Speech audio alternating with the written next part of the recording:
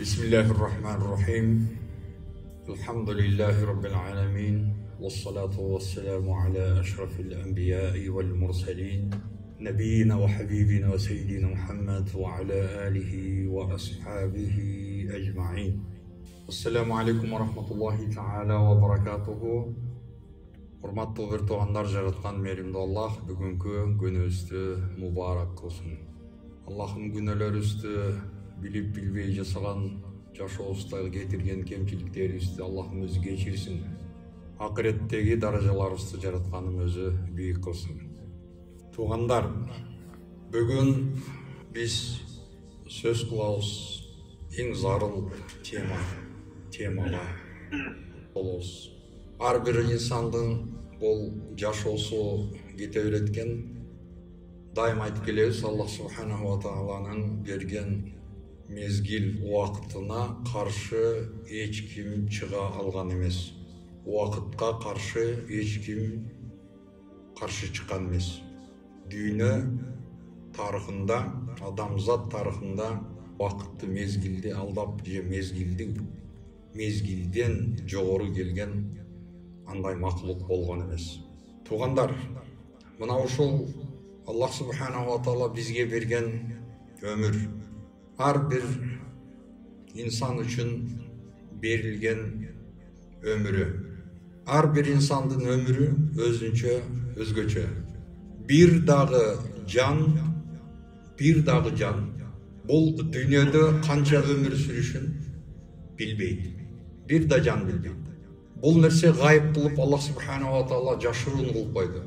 Адамдын жашоосу өзүнүн кызыгын жоотуп койбостугу үчүн Аллах таала бул нерсени жашыруун кылып койду. Эгерде ар бир инсандын өлүм датасы белгилүү боло турган болсо, бул адамдар ошол өлүм датасын күндө эстей берип, алардын жашоосу ылайкаланып, жашоосу бузулуп кетмек.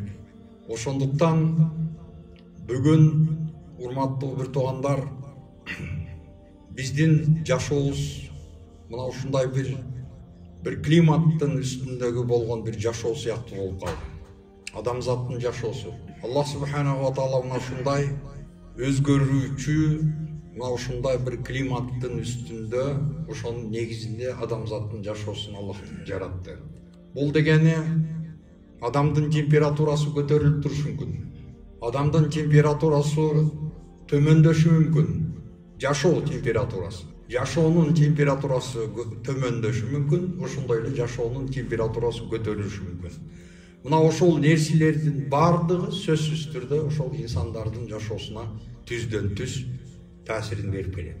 Ал инсан канчалык өзүн кандай деп сүрөттөбөсүн, бирок ошол мезгилдин жана ошондой эле ошол обстановканын таасиринин астында болушу бул шексиз. Эмне үчүн дегенде Аллах таала бул адамзатын ушундай кылып жараткан. Ошондуктан эң зарыл нерсе бул жерде, урматтуу бир туугандар, ыйман маселеси зарыл болуп атат. Таква маселеси зарыл болуп атат. Мына ушул нерселердин жоктугу адамдардын жашоосун түрдүү жолдорго салып, түрдүү туңгуюктарга алып барып, түртүп алып барып тыгып коюп атат. Такванын астыгы, ыймандын жоктугу. Эмне үчүн? Жашоонун талабы, адамдын настроениясы, адамдардын пейилдери, алардын характерлери. Анын характери мындай экен, анын пейили тигиндей экен, бул мындай экен, кыскасы бул айтор мына ушул жашоодогу биз үчүн аябай зарыл болгон мына ушул баалуу деп биз таанып билген нерселер бүгүн адамдын жашоосунда климат жасап атат. Же бул үй бүлө бактылуу болуп атат, же болбосо бул үй бүлө бактысыз болуп атат. Эмнеден бул нерсе зависит этип атат? Ар бир үй бүлө мына ошол өзүнүн баалуулуктарын эмненин үстүндө кураган болсо, мына ошол нерсенин негизинде болуп атат. Адамдар эгерде байлыкты, ийгиликти, мына ошол бир гана байлык, дөөлөт, мына ошол нерсени биринчи орунда булар максат кылып тутуп, мына ошол нерсени ийгилик деп билишип, ошол нерсени балдарынын табиаттарына сиңдирип, ата энелери мына ошентип сиңдирип, чөйрө ошол нерсеге түртүп келип жаткан болсо, бара-бара бул өнүгүп, өсүп барган ошол адамдын канчалык деңгээлде мына ошол багы баалап жаткан, кооздоп жаткан нерселерге бул жетти. Ошол нерседен бул адамдын жашоосу эми толугу менен байланып калды. Анын бактылуулугу, анын ийгиликтүүлүгү мына ошол нерсе менен байланып калды. Ошондуктан туугандар, мына эгер белгилүү болсо, телевидениедагы болгон рекламалар тууралуу, мисалы, психологдордун айткан сөздөрү бар эле. Мына ошол рекламалардагы адамдардын аң сезиминде ошол ийгиликтин жана бактылуулуктун формуласын формировать этип атат, сүрөттөп ошондой нерсени чыгарып коюп атат деп психологдор айтып келишкен. Чындыгында ошондой нерселер ишке ашып келди. Баягы рекламада укмуш, баягы ийгилик, бул укмуш, сонун нерсе, ушул нерсеге жетсең, ушуну алсаң, сатып алсаң, минсең, жашасаң, кийсең дегендей, мына ошол нерселерди кийип жеген инсан өзүн бактылуу сезип аткан болсо, мына ошол нерселерди жетпей калган адам бактысыз болуп атат. Жетпей калган адам өзүн бактысыз сезип атат, автоматтык түрдө. Мына ошондуктан, урматтуу бир туугандар, бүгүнкү күндө баягы бир сөз бар го. Адам болуп жашаш керек деп коебуз. Адам болуп жашаш керек. Адамдык жүздү жоготпош керек дейбиз. Аны үчүн адам күн сайын мына ошол адамдык жүзүн жоготпош үчүн аракет жасап жашоо кечириш керек. Туугандар, мына ушул биздин шариятыбыз мынакей таква деген нерсени, урматтуу бир туугандар, Аллах субханаху ва таала бул нерсеге бизди буйрган болчу. Кудайыбыз буйрду эле. Тақуллаха хаққа туқати. Кудайдан чыныгы коркуу менен коркула. Таква менен азыктангыла. Таква деген нерсе силерде болсун. Таквалуулук менен жашагыла деген мына ушул буйруктар шариятыбызда орду аябай улуу. Мына ошол да баягы биз жогоруда айтып өткөн ошол коомдун, ошол үйгүлөнүн бактылуулугу же болбосо ийгилиги жана башка нерселери, мына ошол нерсеси, урматтуу бир туугандар, мына ушул нерсе менен, буйруктар менен сөзсүз түрдө түздөн түз байланышы бар. Таква деген нерсе, урматтуу бир туугандар, бул алымдарыбыздын таквага болгон түшүндүрмөлөрү түрдүүчө келип, негизи бул пенде өзү жана жараткан Аллахтын ортосунда бир коргонду, тосмону коюш керек деген нерсени аңдады. Тосмо. Ал кандай тосмо десе, Кудайдын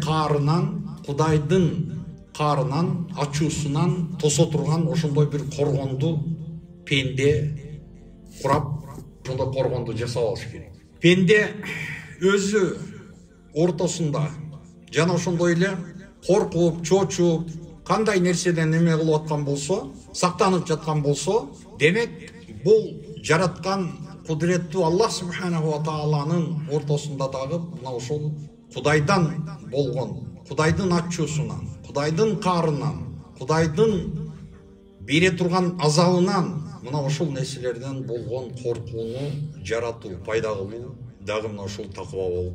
Аллах субханаху ва тааланын эгерде итаатын жасай турган болсоң, ошол нерсени Аллахтан болгон нурдун үстүндө негизинде жасаганың мына ошол таква. Кудайдан соопту үмүт кылып, Аллах субханаху ва тааладан күнөөнү тарк этүү, калтыруу, Кудайдан болгон нур негизинде сен Аллахтын каарынан корккон абалда жасайсың. Умар ибн Абдул-Азиз айтат: "Лейса тaqwallah بصيام النهار ولا بقيام الليل والتخليط فيما بين ذلك ولكن تقوى الله ترك ما حرم الله وأداء ما افترض الله فمن رزق بعد ذلك خيرا فهو خير إلى خير." Умар ибн Абдул-Азиздин сөзү, туугандар. Аллахка болгон таква деген күндүзгү туткан орозолор, түнкү окуган тахаджуд намаздарды жасап, күндүз орозо кармап, түнкүсүн тахажжуд окуп, ваттахлид фима байна далик, жана ошондой эле ошол нерселерди жасап туруп, ортосунда күнөөлөрдү аралаштырып жашоо, ал таква эмес. Аллахка болгон таква, Алланын арам кылган нерсесин калтыруу, Кудайдын парз кылган нерсесин аткаруу. Кимде ким мына ушул нерсеге эгерде жетишкен болсо, Аллах тарабынан ушул нерсе насип этилген болсо, фамар рузика ба'да залика хойрон, андан кийин бир жакшылык бир насип берилген болсо, фахуа хойрун ила хойр. Эгерде бул пенде дагы кошумча жакшы, дагы кошумча бир жакшы сапаттарга ээ боло турган болсо, демек бул нур үстүнө дагы бир кошумча нур. Алымдарыбыз айтты, таквалуулук дегениң бул сенин ички өзүңдүн жан дүйнөңдү жана ошондой эле бар жогуңду кооздоп, ошол нерселерди, кемчиликтерди оңдогон аракет жасоо. Мына ушул нерсе, урматтуу бир туугандар, биздин ар күнүмдүк жашообузда зарыл, мусулман адамды. Бүгүнкү күндө жашоо автоматтык түрдө жүрүп калды. Зикир жок, Аллахка болгон зикир жок. Автомат. Адам жумушка кетип атат, барып атат, ал жерде коллектив менен учурашат, башка кылат, жумушун аткарат. Бардыгы автоматика. Ошол бир режимга, программага түшүп калган. Ошол автомат түрдө барды, жасады, ибадатын аткарды, иштерин аткарды, келди. Туугандар, мына ошол нерсе автоматтык түрдө. Зикир ушул жерде, зикир деген нерсе бизди калтырып атат. Көпчүлүк учурда мына ушул зикир деген нерсени биз унуткан кезде, мына ушул бардык кемчилик каталар биздин жашообузда пайда болот. Бакара сүрөсүнүн 197 аятында жараткан мээримдүү Аллах Таала айтат: "Тазавваду фа инна хайра аз-зади ат-тaqwa ваттакуллаха я улил албаб." Аллах айтат: азыктангыла, камыңарды көргүлө. Фа инна хайра аз-зади ат-taqwa. Мына ошол эң сонун азык жана эң сонун кам бул таква деди. Ваттакуни я улил албаб. Жана о акыл ээлери менден коркула деди. Менден таква кылгыла деди. Мына ушул Аллах Тааланын Бакара сүрөсүндөгү бизге, имандууларга карата берген буйругу. Юнус сүрөсү 62 жана 63 аятында Аллах субханаху ва таала айтып атат: "Ала инна аулия Аллахи ла хауфун алейхим ва ла хум яхзанун, аллазина аману ва кану яттакун." Аллах Тааланын олуялары, Кудайдын олуялары, аларга эми ла хауфун алейхим, аларга коркунуч жок. Туугандар, биз дайым айтабыз, коркунуч адам үчүн коркуу сезими өткөн кезден пайда болбойт. Өткөн кезде адам коркуу сезими пайда болбойт. Коркунуч келечектен пайда болбойт. Келечектен коркуу сезими пайда болбойт. Ошондуктан Аллах Тааланын олуяларына эми ла хауфун алейхим, аларга коркунуч жок. Келечектен коркпосо болот. Аларды Аллахтын мээрими күтүп турат. Аллахтын мээрими, Алланын жакшылыктары күтүп турат. Ва ла хум яхзанун. Жана алар кайгырышпайт, коркушпайт, кайгырышпайт. Кайгыруу эмнеде? Эмне нерсенин үстүнө кайгыруу болот? Кайгыруу эмненин үстүнөн болот? Кайгыруу өтмүшкө болгон кайгыруу болот. Адам кайгырса, өтүп кеткен нерсесине кайгырат. Же артында калган нерсесине кайгырышы мүмкүн. Имандуу Кудайдын олуялары эми көзү өткөн соң булардын алдында Аллах Тааланын мээрими күтүп турат. Жана ошондой эле булардын эгерде бойго жетпеген наристе, кичинекей ушундай балдар калган болсо, булар олахум яхзанун, алар үчүн эми кооптонушпайт дагы, кыжалат дагы болушпайт. Эмне үчүн? Аллах Тааланын коргоосунун астында. Аллах Таала коргойт. Кудайдын олуялары, баягы көпчүлүк биз ушундай жашайбыз да. Адамзат ушундай да, табият ушундай устроен. Ата балам дейт, баласы балам дейт. Ошондой. Ошон үчүн адам переживать этип жашайт. Өзүнүн мен бир нерсе болуп кетсем эмне болот? Мен бала чакам эмне болот? Мен үй бүлөм кандай болот? Могу кичинекей жаш балдарым кантип калат? Темселеп көчөдө басып кетеби? Башка болобу деген нерселер мына ушундай кооптуулук эми Аллахтын олуяларына андай нерселер болбойт. Бул Аллахтын олуялары кимдер? Аллазина аману ва кану яттакун. Булар иман келтиргендер. Булар иман келтиргендер. Ва кану яттакун. Жана таквалуу болгон адамдар. Таква менен жашаган адамдар. Таква менен жашаган адамдар. Башка принцип менен эмес, Кудайдан коркуу сезим менен, Аллахка болгон ишеним сезим менен, эртең кыямат күнү Аллах Тааланын алдында жооп берерде эмне деп мен кылган нерселерим үчүн, жасаган поступоктарыма, таштаган кадамдарыма, кечирген жашоомо мен кантип жооп беремин деп ойлонуп, ошондой суроолорду өзүнө узатып, ошол суроолорго жоопторун дайындап өмүр сүргөн адам мына ошол Аллахтын олуялары. Мына ушул таква деген нерсе. Жок, автомат менен жашоо кечирип аткан болсо, бүгүн айтып атпаймынбы ушул? Биз зикр калып кетип атат да. Автомат менен, автоматика менен чыгып кетип атабыз. Көчөгө чыгып кеттик, болду. Жашоонун суетасы башталдыбы? Башталды. Адамдардын дүйнөдөгү болгон эстафетасы башталды. Дүйнөдөгү жарышуу башталды. Бийликке болгон жарышуу болобу? Башка нерсесине болгон жарышуу болобу? Алышуубу, тартышуубу? Кыскасы, күч сынамай өзүнүн алдына койгон дүйнө ушул максаттары, мына ушул нерселер менен биз туугандар өмүрүбүздү өткөрүп кете беребиз дагы. Өмүрүбүз кантип өтүп кеткенин өзү сезбей калып атабыз. Аягында биз өмүрүбүздүн кантип түгөнүп калганын биз сезбей калып атабыз. Сезбей калып атабыз. Эмне үчүн мына ушул жашоодо аксакалдын сөзү абдан весомый болуп, биз үчүн эң весомый сөз бул аксакалдын сөзү болду эле. Эмнеге? Жашоодо көптү көргөн аксакалдын сөзү бул дайыма салмактуу болот. Жакшы, көптү көргөн, ачуу, таттууну, ысык суукту көргөн аксакал бул көп нерседен кабардар болгон, жашоодо көргөн инсан. Ошондуктан мына ошол 70-80 жашка эгерде ошондой жашка улгайып чыгып аксакал болгон инсан болсо, айтайлык ошол адамдын дүйнөгө болгон көз караштары дагы өзгөрүп баштайт. Ошол аксакалдын көз карашындагы баалуулуктар дагы өзгөрүп баштайт. Ошол адам өзүнүн өмүрдүн баалуулугу кымбатыраак экендигин мына ошол нерсени баалап калышы мүмкүн. Бүгүн адамдар бекерчиликтен, мынакей ушул жашчылыктанбы, зикирдин жоктугунанбы, билимсиздиктенби, эмнеден улам болбосун, мына ушул нерселерден келип чыгып, туугандар, биз айтор ошол улгайган жашка келген инсандын көз карашы менен албетте жаңы жашоого кирген зеленый баланын, жаштын жашоосу, анын көз карашы башка болот. Ошондуктан туугандар, ошол баягы аксакалдын сөзү ушундай нарктуу, салмактуу деп айтканыбыздын себеби ага кулак салуу керек дегени эмне үчүн дегенде ал уже көрүп бүткөн.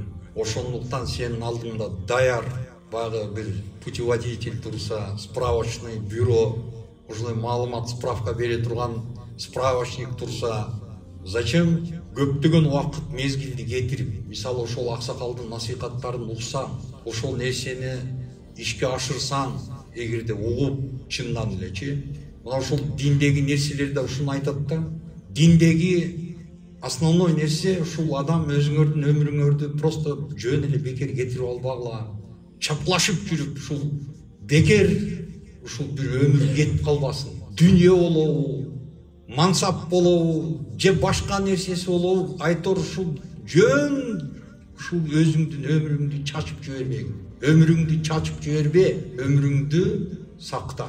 Мына ошол нерсе. Туугандар, Пайгамбарыбыз Мухаммад саллаллаху алейхи вассаламдын ушул бир хадисинде адам баласына бир өрөөн алтын берилсе, экинчисин каалайт дейт. Экинчи өрөөн алтын берилсе, үчүнчүсүн каалайт дейт. Аны токтоткон бир гана өлүм. Ошондуктан бүгүн ошол көпчүлүк адамдарды каалайсыңбы, иманга келесиңби, таквага келесиңби, келбейсиңби, же капырлыкты тандайсыңбы, каалаган жолуңда жүрөсүңбү, каалаган тутунган ишенген ишенимдериң менен жүрөсүңбү, өлүм баарыбыздын башыбызга келет. Баарыбыздын башыбызга келет. Ошол кестеги армандын улуулугун элестетип болбойт. Ал күнү арман улуу болот. Ал күнү арман аябай улуу болот. Арaf сүресинде Аллах субханаху ва таала айтат: "Ва либасу тақва залика хайр." Тақвалуулук кийими бул абдан сонун дейт. Тақвалуулук кийими бул абдан сонун дейт.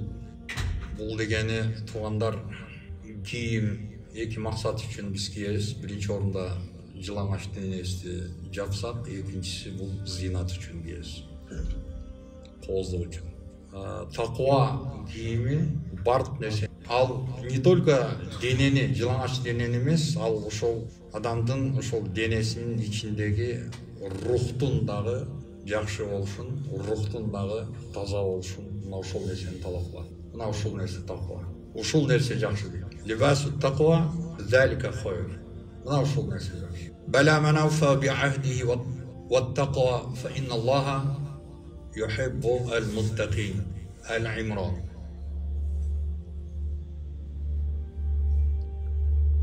Ал-Имран сүресинде жараткан Аллах субханаху ва таала айтып атат: кимде ким өзүнүн антында турса, оада келишиминде турган болсо, Кудайдан таква кылса, Аллах Таала таквалууларды сүйөт. Таква жараткан кудуреттүү Аллах Тааланын сүйүүсүнө, уланын жакшы көрүүсүнө алып бара турган нерсе. Таква.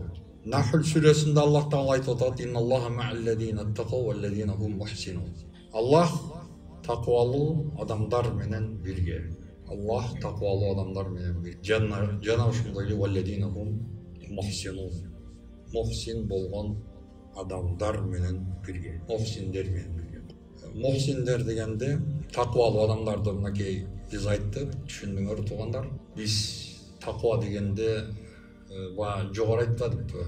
Омар ибн Абдулазиздин сөзүн, бул жерде укпай калгандарга күндүзү орозо кармап, түнкүзүн тахажжуттарды окуп, анан ортосунда күнөөлөрдү аралаштырып, бул таква эмес.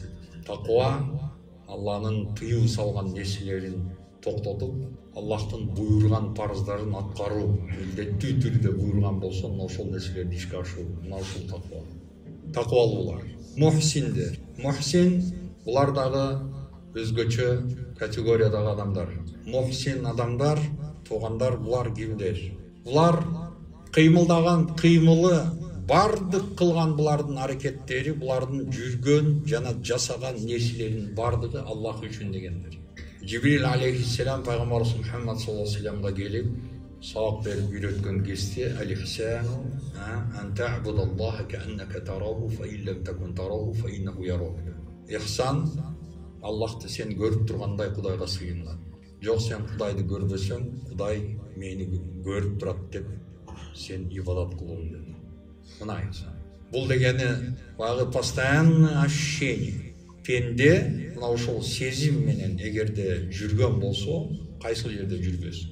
Талада жүрөбү, үйүндө, машинада, самолетто, кай жерде болбосун, Аллах мени көрүп турат деген сезим менен жашаган адам сөзсүз түрдө бул эң жогорку даражадагы адам. Чыныгы Кудайдын оолуялары, туугандар.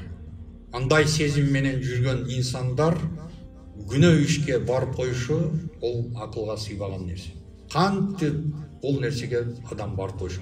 Биз катачылыкка, күнөөгө, ачууга алдырабыз. Зикир жоголгон кезде, Аллахтан үзүлгөн кезибизде бизде ушул нерселер пайда болот. Аллахтан үзүлгөн кезде бизде пайда болот ушул нерселер. Бирок бул Аллахтын зикирин, Аллахка болгон иман жана таква деген нерсе бул мокоп калбаш керек да. Мокоп калбаш керек. Пайгамбарыбыз Мухаммад саллаллаху алейхи ва саллям бир хадисинде айтты: адамдардын үстүндөгү кийимдери эскирген сыяктуу адамдардын имандары эскирип турат деди, жаңылап тургула деди. Дал ошондой бул адамдын мокоп барышы болушу мүмкүн. Кандайлар толтура. Ошондой мокоп унутуп калган ошондой моменттери бар инсандар толтура. Биз да ошолордун катарына кирип кетебиз. Ошонун үстүндө анан кийин биз катачылыкка жол коюп баштайбыз. Омар ибн Ал-Хаттаб радаллаху анху өзүнүн баласы Абдуллага кат жазып атат. хат жазып атат. Мен сага ама ба'ду фа инни усика би тақваллах. Мен сага Аллахтан болгон тақвага буйрамын. Фа иннаху ман иттақаху вақа. Эгерде ким мына ушул Аллахтан корккон болсо, Аллах аны сактайт. Ва ман акрадаху жаза.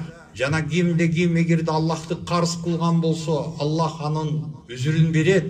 Аллахты карыз кылуу ихсан менен. Ва ман шакараху зада. Ким Аллахка шүгүр кылган болсо, жараткан көбөйтүп берет. Ва жа'алит тақва нусба'iник ва жала'a qalbik. Тақваны сен көз алдыңа койгун, пешенеңдин ортосуна, так ортосуна койгун, жана жүрөгүңө койгун сен тақваны деп Умар ибн Аль-Хаттаб радиаллаху анху жазып атат. Мынакей туугандар, ошондуктан канчабыз кыйын болбойлу, кандай акылдуу болбойлу, кандай иш билерман болбойлу, бардыгыбыздын алдыбызда бирдей ажал күтүп турат.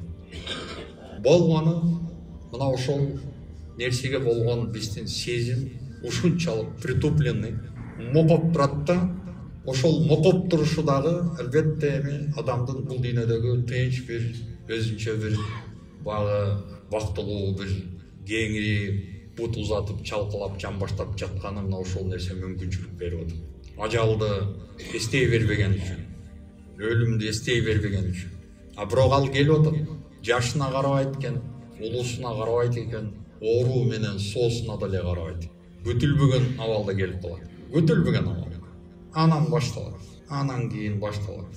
Аллах субханаху ва таала Кур'ан Керимдин бир аятында айтып атат: "Хатта келла حتى إذا جاء أحدهم الموت قال رب ارجعون لعلي أعمل صالحا فيما تركت قال".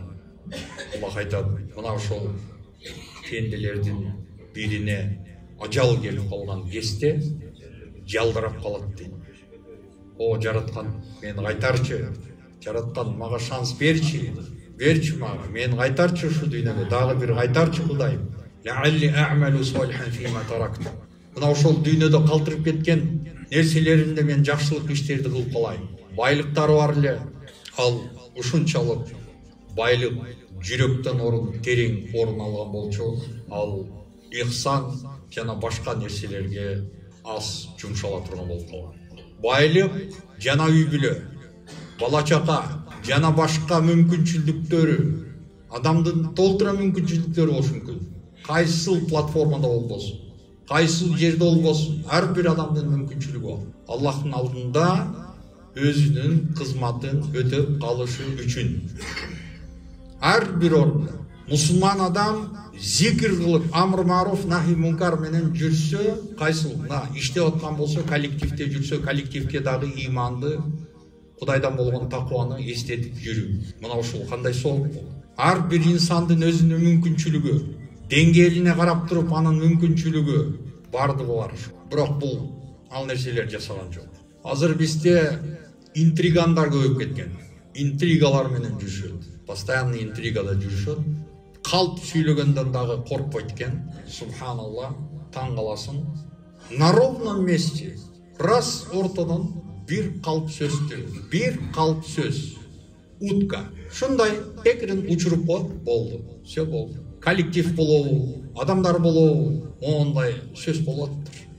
Же тигиндей мындай деп айтышып атыптыр. Деп коюп койду, айтып койду, болду. Ошол калпты сүйлөгөн каззаб пайгамбарыбыз Мухаммад саллаллаху алейхи ва салламдын үммөтү эмес экендигин жакшы билип койгула. Секирин сүйлөп коюп, адамды шубап коймой, акырын сүйлөп, жалганды сүйлөп, калп сүйлөгөндөн коркпогондор каззабтар бар. Булар калпычылар, Кудайдан коркпогондор, чыныгы каззабтар. Кудайым мына ошондой калпычы тилден өзү сактасын. Эң кооптуу нерсе. Адамдардын ортосунда туруп, керосин куюп, бир заматта от жагып жиберген адамдар бар. Интриган деп айтпадымбы жогору? Ошондой таланттарга ээ адамдар бар. Аллах субханаху ва таала кудуреттүү зат экен, данышман зат экен. Ушундай калкыбыздын арасында ушундай таланттар менен болгон, мына ошол зикир жок болсо, таква деген нерсе жок болсо, ошол адамдын баягы жүрөгүндөгү натурасындагы, өзүнүн сущностундагы, табиятындагы илгертен өнүгүп өсүп келген ошол баягы гнидалык сезимдери акырын бул өсө береткен. Акырын өсө береткен. Бул хронический ооруга айланып атат. Бул акыры барып ушундай кооптуу абалга айланып кетип атат. Эмне себептен десе, дал ошол зикирдин жоктугунан, такванын жоктугунан, ыймандын жоктугунан, эскерүү, Аллахтан коркуу деген сезимдин жоктугунан, мына ошол нерсенин жоктугунан бул акырындык менен мына ошондой баягы өзүндөгү развиваться этип келген баягы Горбатова могила исправить деп коет го. Ошондой гнида чоңойгон кезде совершенный гнидага айланат экен. Имам Ас-Саври айтат: "Иттакайт Аллаха кафакан нас." Кудайдан корксоң, Аллах Таала өзү адамдардан сени коргойт дейт. Адамдардан корксоң, "Ва иттакайтан нас ла югну анка мин Аллахи шай'ан." Кудайдан сени эч нерсени коргой алышпайт адамдардан корксоң. Бизде бүгүн көбүрөөк принцип ошол нерсеге биз көбүрөөк берилип калбадыкпы? Биздики адамдар эмне дейт, эл эмне дейт, эмеден чыгып каламбы, алар эмне деп айтар экен, коңшулар эмне деп айтат, тигилер эмне дейт. Мына ошондой критерийлер менен биз өмүр кечирип, жашообузду улантып кетип атабыз. Автоматика. Пожалуйста. Зикир жок, таква жок.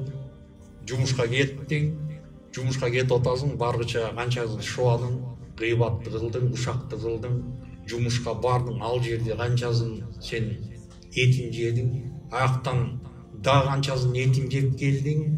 Кээ бирлери жүрөт. Бул жерде ошол багы өздөрүнчө акылдуу болуп жүргөн адамдар дагы жок эмес. Диний тармакта дагы. Кээ бирлери ушул багы субханалла адашкан топтор бар, экстремистский топтор бар. Барбы ушундайлар? Бар. Кооптуу элемент ушундай барбы? Бар. Бирок кээ бир ушул багы Кудайдан коркуу деген сезими жүрөгүндө мокоп калган ошондой макоолор адашкандардын катарына, туура жолдун үстүндө жүргөн инсандарды адашкандардын катарына түрткөндө аракет кылып, ошолорго ярлыкты илмейден коркпой келишет. Кудайдан неужели ушулар Кудайдан коркпойт? Бул нерсеге объяснение экөө болушу мүмкүн. Бири бул билимсиздик, чала сабат болгон багы айтат го, чем меньше знаешь, тем крепче спишь дегендей, чала сабат болгон адам ал кемирээк коркот. Ошон үчүн Аллах субханаху ва иннама яхшаллаху мин ибадихил улама, Аллахтан пенделердин арасынан Кудайдан корккон алымдар коркот деп Аллах Таала ушул аятында айтты. Алымдар коркот деди. Чектөө. Иннама деген бул адатул хаср деп коет, бул чектөө белгиси. Бул только билимдүүлөр коркот. Канчалык сен Кудайды таанысаң, ошончолук деңгээлде сен Кудайдан коркосуң. Ошондой. Эмне үчүн дегенде Кудай совершенный, идеальный зат. Кудайды сен канчалык көп тааныган сайын, сен Кудайды сүйүп калганы сен аргасыз болосуң. Адам затына карата башкача бул, туурабы? Сен бирөө менен таанышасың, аны изилдеп, анын пейлин, анын башкасын изилдеп баштап, анын минус, негатив, бул жактарын көрүп баштаганда адамдан болгон көңүлү алып кетиши мүмкүн, андан качып калышы мүмкүн, мисалы. Бирок Кудайдан андай нерсе жок. Субханаллах, Аллах субханаху ва таалада кемчилик нерсе жок. Ошондуктан жараткан кудуреттүү Аллах Тааладан дуа кылабыз. Аллахым бардыгыбызга бекем ыйман берсин. Аллахым ушул ооруларга бардыгына өзүң толук шифа бергин. Кудайым ушул жерде кол көтөрүп турган ар бир мусулман бир тууганыбызга эмне дуа тилектери болсо Аллахым өзүң орундаткын. Кандай максаттары болсо Аллахым өзүң орундаткын. Аллахым жашоодо билип билбестен сенин алдында кетирген күнөөлөрүбүз, кемчиликтерибиз толтура, каталарыбыз көп. Аллахым өзүң кечирип бизди. Аллахым акыреттеги даражаларыбызды көтөргүн. Кабыр азап жана тозок азабынан Аллахым өзүң сактагын. Аллахым ушул дүйнөдөгү жасаган иштери менен акыретте кыямат күндө жүзүбүзгө ушул амалдар менен чаппагын. Ушул жасаган иштерибиздин баардыгы сенин ыраазылыгың үчүн калыс болсун. Аллахым эл көрсүн, адамдар уксун деген ушундай бир популизмден сактанып, тазаланып, алыс жүргөндө Аллахым баардыгыбызга насип этчи. Кудайым, Аллахым кыргыз элибизге биримдик бер, ынтымак бергин, тынчтык бергин, амандык бер, сырткы душмандардан Аллахым өзүң ар дайым коргоп сактап жүргүн. Аллахым ушул мечиттен чыгарсам баардыгыбыздын күнөөлөрүбүз кечирилген абалда, төгүлгөн абалда чыгып кеткенди насип эткин. Сен пенделерди сүйүп кечиргенди, тоболорун кабыл алганды сүйгөн затсың, мээримдүү затсың. Allahumma salli ve sellim ve barik ala nebiyyina ve habibina seyyid Muhammed ve ala alihi ve ashabihi ecmaîn bi rahmetike ya